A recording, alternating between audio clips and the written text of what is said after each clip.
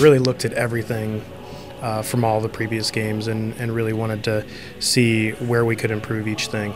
And nothing was sacred, so we really improved all aspects of the game, even from swinging around the city, combat. We have a whole new combat system with aerial attacks, web attacks, a lot more web-centric combat, which obviously is a thing that you want in a Spider-Man game, which we didn't have as much of in the past. Every single thing we built, we wanted to make sure had different objectives, different things to do, playing up the game mechanics. I mean, this character is pretty unique and he does a lot of different things, so we wanted to make sure to play up each of those aspects throughout the course of the game.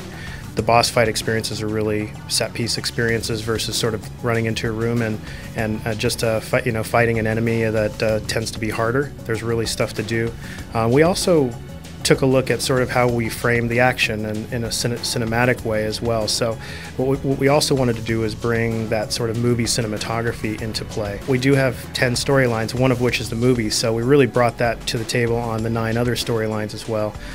There's quite a lot of game there. I think the ones we're talking about right now are the Lizard and Scorpion, and there's a handful of others that I'm sure you guys will see. We didn't really take away the physics feeling and the feeling that you're really whipping around corners, but what we did was we added the visual feel to it as well. So we have the camera that moves around just slightly to give you that really whipping feel as you come around corners. It's not as fixed, and what that allows us is a lot of movement on the screen and really that sort of robust, like when Spider-Man launches himself into the air and he does that big sweeping arms back, you really feel that the camera's sort of involved in that process too.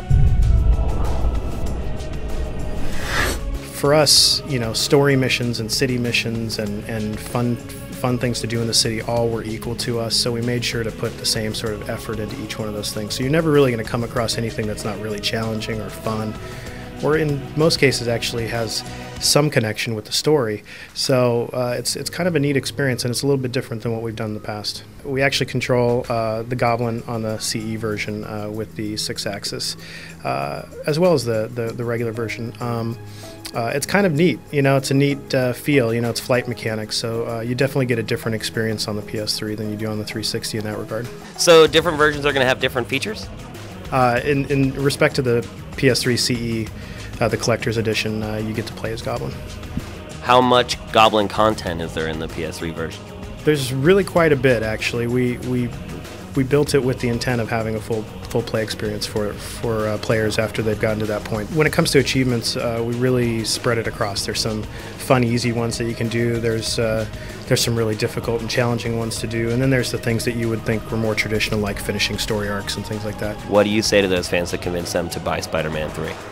Well, this is the biggest Spider-Man game we've ever made. I don't know what I was thinking, but it is, and I think they're really going to be excited because I think we've tied more closely to the movie than ever before in a game aspect, and we have more storylines than ever before.